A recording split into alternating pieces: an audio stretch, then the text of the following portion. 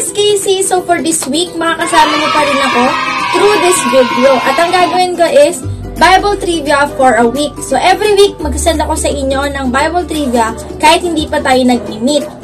So sa Bible Trivia natin every week, meron tayong ibibigay na 5 questions na patungkol sa Bible. And every questions, meron kayong 10 seconds para sagutan yon. Pero kung hindi pa rin sapat yung 10 seconds, pwede mong i-post ang video para mapag-isipan mo pa kung ano yung sagot. And after 10 seconds, i-reveal ko yung sagot sa question na yan. Ready na ba kayo sa ating Bible Trivia? Let's start!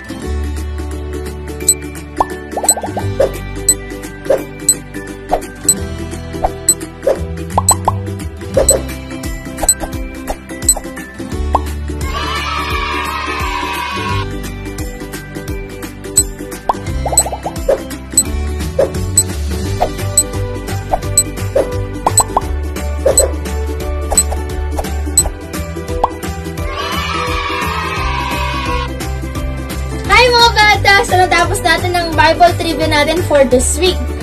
May natutunan ba kayong bago galing sa Bible?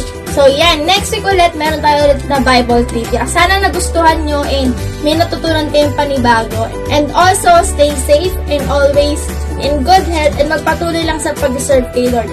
Bye!